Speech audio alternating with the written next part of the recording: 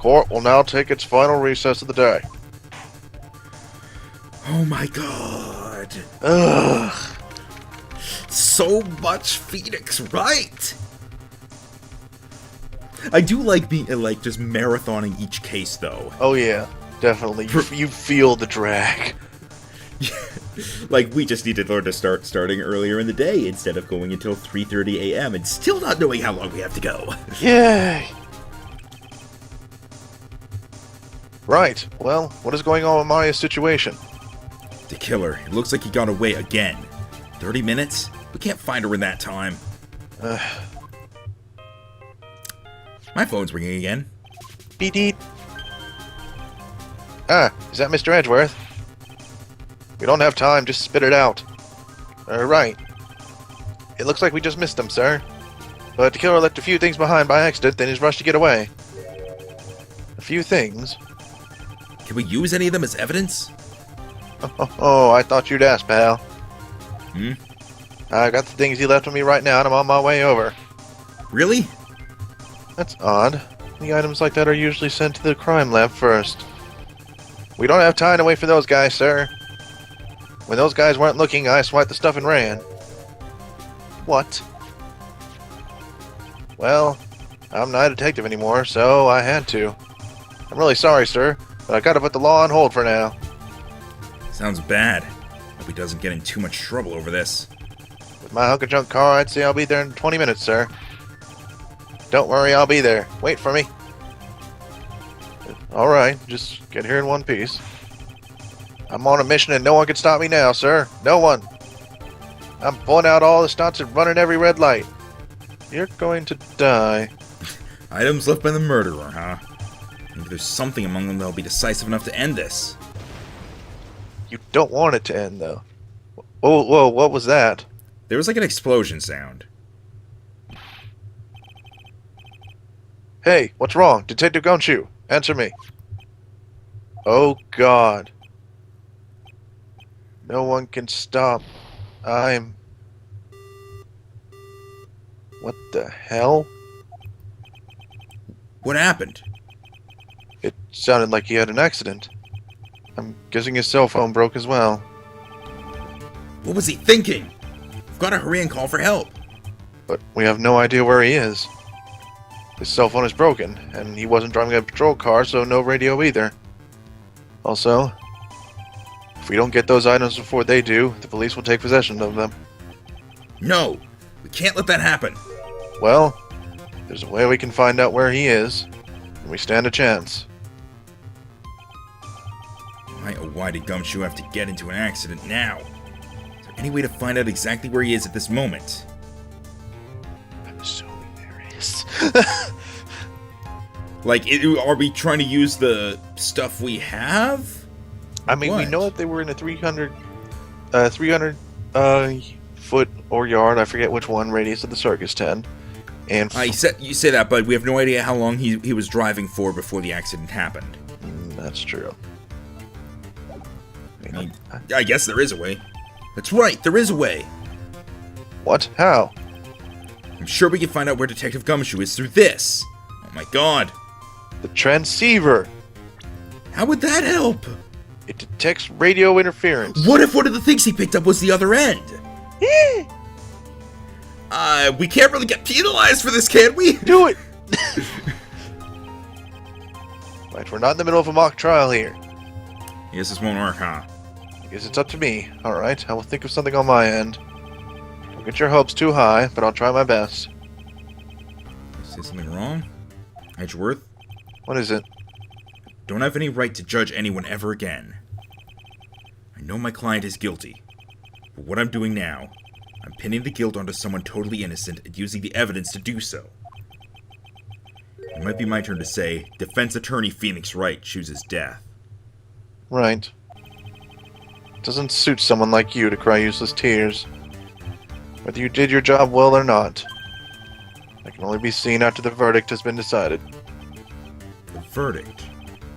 Is Prosecutor Edgeworth here? Yes, bailiff? There's a phone call for you, sir. They said it was extremely urgent. They're probably finished with the handwriting analysis. I'll have to go take this call. Meantime, Think hard about what it is you must do. I guess there wasn't anything we could do. I guess not. I don't know, it made sense to me!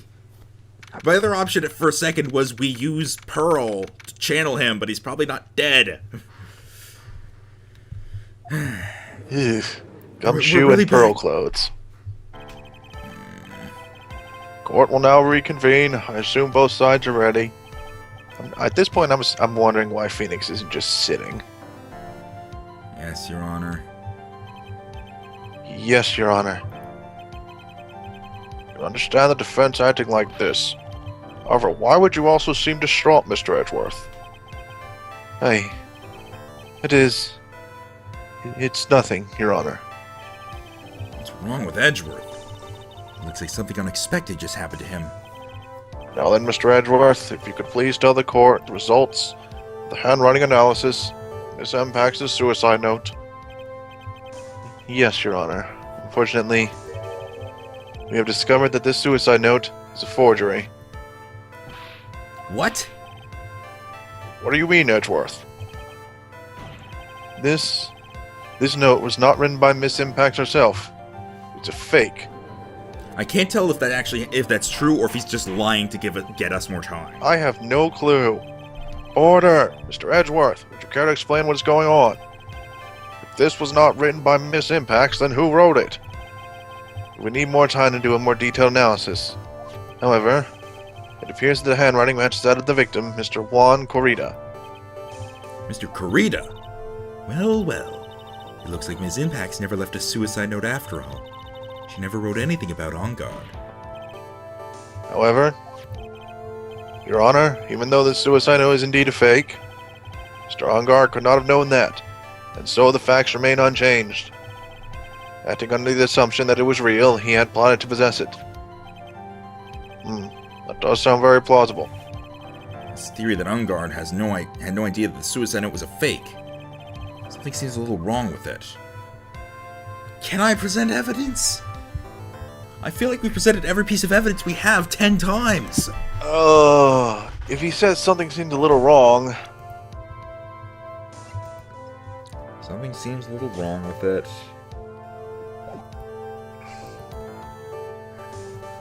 Is it because he knew what our handwriting is like? I'll just choose this. I don't know. I made a safe state. The defense believes that the theory of the prosecution has stated contradicts testimony. If everything the prosecution has proven up to this point is true, then it's impossible for Mr. Ongar to not have known it was a fake. Bear? Maybe because of this? That was my initial thought, because he knew what our writing was like. But we haven't used that in court yet. Other than that, we had the bear where he knew it was. Oh, well, Mr. Edgeworth, your response. I believe that even more important than finding out if this note is real or not is whether the attorney's badge pinned to that man's chest is real. Yep, undo that.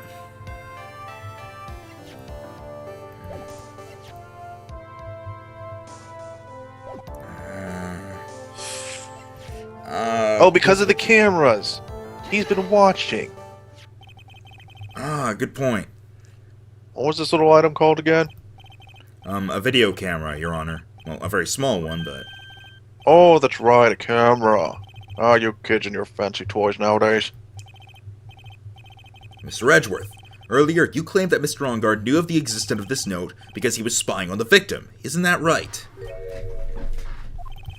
If that were true, then this means Mr. Ongar would have known that the victim had forged the note.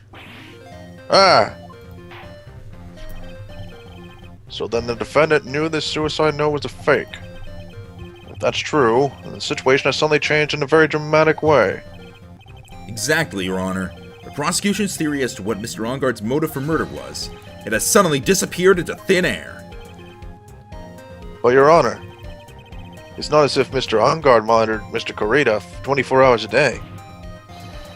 Perhaps the victim simply wrote the note in a place Mr. Ongard didn't know of. Well, right back at you, Mr. Edgeworth. Why don't you show us some proof that the victim made the forgery at an unknown place? Okay. It feels good for Phoenix to finally be the one who's like, how about you show some motherfucking proof for once? Why do I need to prove your accusations? Order! Mr. Edgeworth. Looks like this time it is you who has dug his own grave. As I figured. Huh? As you figured? As I figured. It came down to this after all. Mr. Edgeworth, you're not making any sense. When I heard the results of the handwriting analysis, I thought this might happen. The question is, what next? What next? The prosecution can't prove Mr. Ongar's motive through the evidence, then we must prove it from another angle. Well, I agree with you there. Your Honor, the prosecution would like to call a witness to the stand at this time. Oh no, who is it this time? Oh, well, that's fine. However, this witness is a little unusual. It's old bag, isn't it? And you were stuttering. This is not like him at all. Unusual? Well, what sort of witness is this person, Mr. Edgeworth? The witness is one who is perfectly fit to answer once and for all the question of who was it that hired Shelley the Killer to commit murder? That's impossible. Who in the... No such person exists who could answer that question with such certainty. Oh my god, is he putting up the killer? Is he going to call up freaking the killer? Oh my god. Oh, yes, Mr. Edgeworth, who is this witness? It's, yes, go on, who is it? It's... Trilo!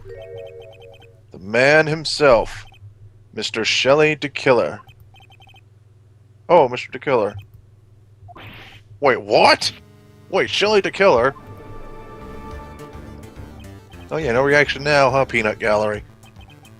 Oh, you mean the killer? Oh, I mean the assassin. Yes, Your Honor. He's coming here to the witness stand.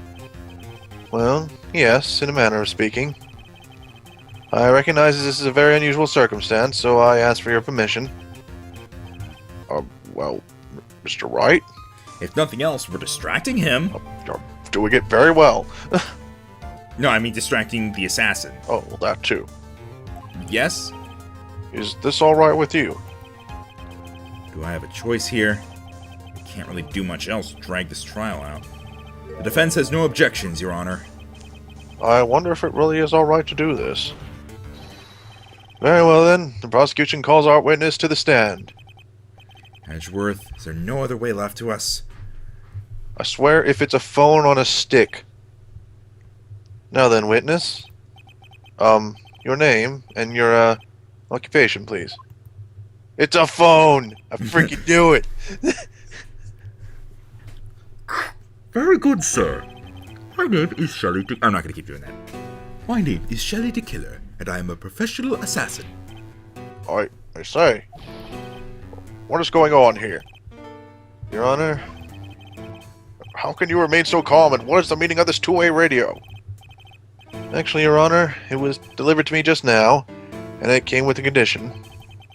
As long as we do not trace its source, Mr. the Killer will testify to this court. Damn it, that was going to be my suggestion.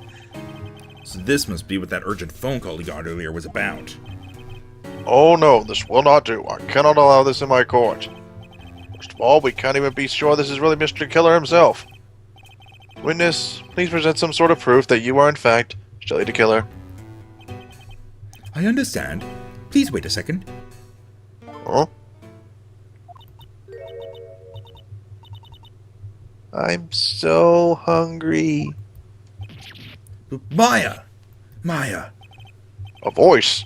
Mr. Wright, can you confirm anything from this? The defense has no objections to this person. We are satisfied that this man is indeed Shelley the Killer. It looks like we have run into yet another unexpected turn of events. A turnabout of events, one might say. Well, it doesn't seem like we have too many choices under these circumstances, so... Sure, go ahead. Now then, witness. There is one thing I would like to confirm before we speak anything else. And what would that be? At the request of a client, you killed Mr. Juan Cordita. Is this correct? It is as you say. I did indeed kill Mr. Corrida. Now that we have answered that question, let's move on to the name of your client. Very well. This is all just a bad dream. Yes, that's it, a bad dream. I am not talking to a toaster on my witness stand. Shelley the killer. What is he going to say? It was Mr. Wright. Son of a bitch. It's like, oh, you son of a bitch. Gets arrested. There is something I must first state. To an assassin, nothing is more important than the trust between a client and himself. And that is the reason I am here today on this witness stand. It is my wish that you grasp this concept before I give the name of my client. Mr. The Killer seems to be a very clever man. I'd almost say he seems to be mocking us. Oh, yes, he is. Well, he may appear to be our enemy, Your Honor. Mr. The Killer is only stating the truth. He is no hypocrite. He has always stood by this one belief. You mean about this trust between his clients and himself thing? Ooh. Because his client tried to blackmail him? No. I don't think he knows that. What I was going to say is, if we can prove to him that Matt is going to blackmail him, then he might be like, oh, well, son of a bitch. Go ahead, girl. I'm going to get ready for if he's declared not guilty. Ooh. That might also be part of the things that Gumshoe grabbed. He might have grabbed the videotape. So if that evidence gets to us, that's how we win. Ooh. Oh, boy. Seems to be a level of trust beyond what people like me can comprehend. I mean, I don't trust you people for as far as I can throw you. Off my chair. Well, Mr. Wright, are you ready to cross-examine the witness? Yes, Your Honor. There's no way to know what's coming next, so stay cool and collected, Phoenix. Fucking...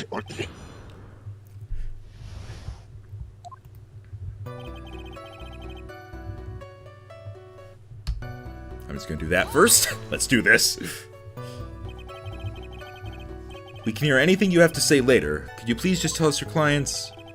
I don't think you understand your place, Mr. Attorney. I said this is something I must first state. Do you know what the word first means?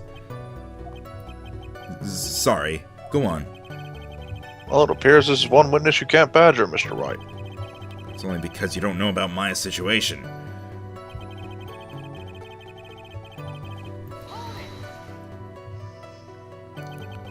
The trust between you and your client. I provide my services in a fast and efficient manner. In exchange, I trust that my clients are discreet about me and my identity. If too many people knew my face, it would be quite troublesome. That is why you're testifying in this manner. This is the first time one of my clients has ever been accused of murder.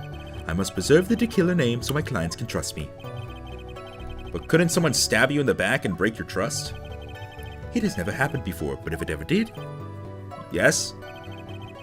That person wouldn't be my client for very long. They would certainly... That's enough. Please, no more. See? Very well. It was only a hypothetical anyway.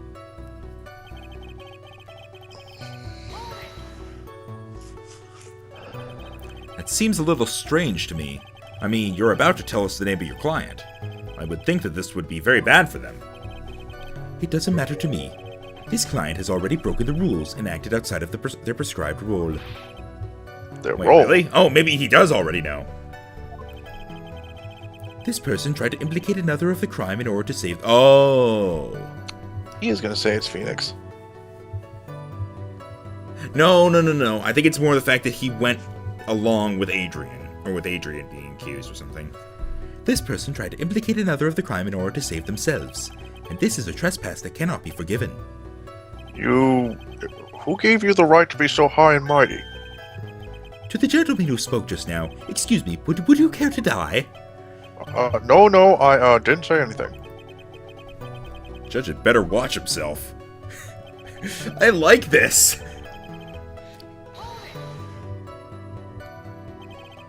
We understand, so... No, Felix doesn't have the accent. It's slipping. We understand, so please tell us the name of your client. I'm afraid I cannot do that. I still have a few things to say before I do. Ah, that egomaniac. It's not good for your health to be so aggravated. You won't live very long if you let everything bother you. Somehow that coming from an assassin makes it less than comforting. I don't really care about all this extra fluff, just tell us the name already. Patience, try to calm down a little. It's important to try and understand his mindset. He seems very steadfast and close, you're going to have to work to get him to talk. I'm not his therapist, you know. Wait, what are we supposed to do?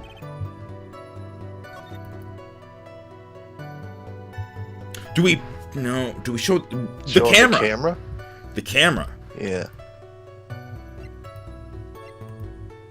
Wait, let me double check real quick. Okay. So it didn't like continue into the next one.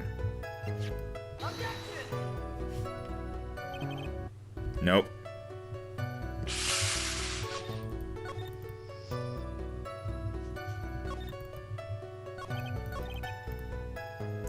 Maybe I have to press everything again. It worked before.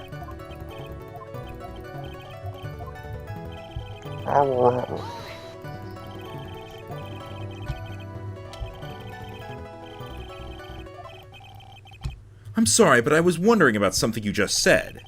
You said that your client had already broken the rules. A person who frames another is the worst kind of human. And that's why you feel you can betray this person. I have no trust relation with a client who can't understand their assigned role. Just my luck, an assassin with a conscience. Who would have figured? Oh, wait, is he about to implicate Adrian? Now then, everyone, do you think you can understand my logic? This case just keeps getting better and better. If you can't, then I'm afraid we can't proceed. Everyone understands your point, I think, really. In that case, I believe I am prepared to disclose the information you seek. You have made it crystal clear that you value trust over all else. I believe we are ready. Excellent.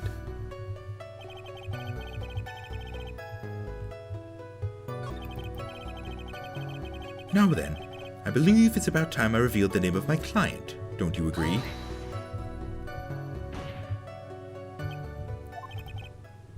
What is it? Now I can't bring myself to ask the client's name. If you can't ask it, Mr. Wright, then I will. Witness?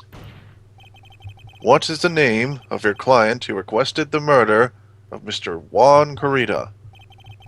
That person's name is... Slim Shady. Adrian? Adrian Andrews. Told you. Whoa!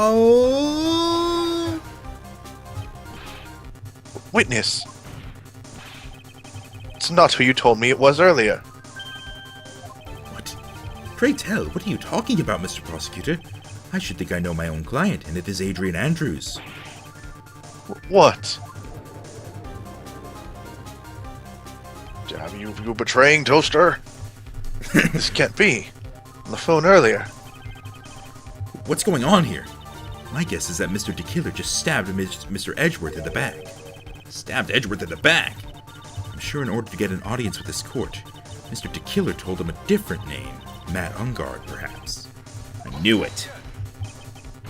This is outrageous. I was deceived. This witness is telling a very serious lie. But you were the one who summoned this witness. You... Shelley DeKiller. My testimony is the truth. The defendant at the moment is Matt Ungard. Am I correct? All I wish to do is help procure his acquittal. Wow. All of a sudden it feels like we can actually win this. Yeah. Do we want to, though? No! We're stalling! The prosecution has failed to provide a motive and has instead provided the suicide note, which is a forgery created by the victim. Furthermore, there is a possibility the defendant himself knew it was a fake. But most definite of all, we have heard from the assassin himself the name of his client. Mr. Killer's client, who requested the murder, was not the defendant at all. No. With all this evidence, it's obvious to me that this means that Mr. Matt Ungard is innocent. I seem to have caused you all a bit of confusion. Please, continue your discussion and call me when you have reached a verdict. Beep.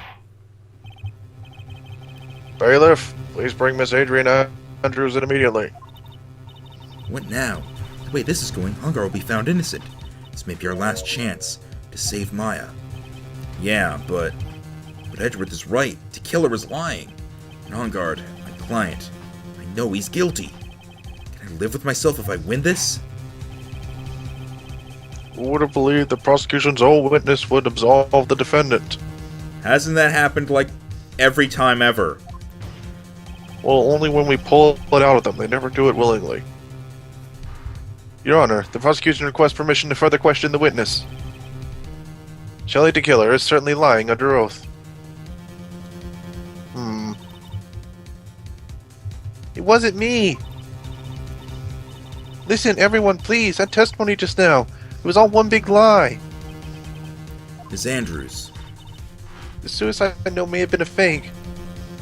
But that man, Matt, he's the reason Celeste died. Okay, you broke up for a second there, but you're fine now. And Juan's death, it was all because he got pulled into Matt's twisted world. That testimony just now, you had to believe me. It was a horrible, horrible lie. But Mr. the Killer himself has testified. He has named you as his client. No, that's not true. Also, there's quite a bit of evidence that points to you. Knife and the button, donning the Nickel Samurai's costume. But that's... You even have a motive. We know that Miss Celeste Impax was a large part of your life. You want to follow her, and you want revenge against the two who hurt her. I would say you have plenty of reasons to want them both dead. No. Mr. Wright. Why are you becoming Francisca now? Like, just those words. You know the truth. Tell them.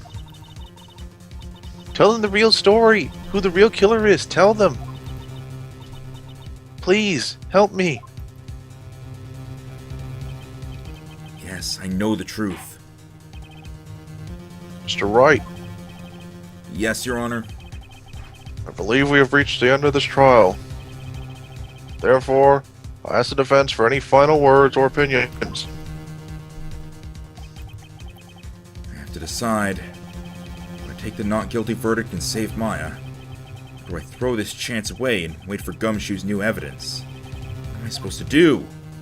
Wait it out. Wait it out. Phoenix? I can't do it, Mia. I can't accept a not guilty. You are a lawyer. I know. Fuck you. But Matt Ungard is a killer, a murderer. I can't let him get away with this. I can't let someone else take the fall. If I let Miss Andrews be convicted, then I am no better than Ungard. And even though I don't want to admit it, I have to face the fact that it is because of Edgeworth that I now know the real truth. He could have gotten Ungard convicted so many times over, but he never took a single one of those chances. If I take this verdict right now, I'd be betraying his trust. His trust? I never thought about it until now. I trust him. Yes, you do. I don't know if Mia is alright with that. Mr. Wright, your opinion, please. I've been sitting here asking you for while you've been discussing with your 32-year-old, 8-year-old. The defense requests that we be allowed to further question Mr. DeKiller. Am I hearing you correctly, Mr. Wright? Right. But... that witness has cleared your client through his testimony. Your job here is done. I'm not done yet. To see through this witness's lies and find the truth. That is my job, Your Honor. Jeez. There's still more evidence to look at. And I'm sure that once those pieces arrive here in this very courtroom, a miracle will occur. Oh, you have a lot of faith, don't you? Very well, the trial will continue. Mr. Edgeworth, please re-establish connection with Mr. DeKiller. Right away, Your Honor. Whoosh! Boom, boom.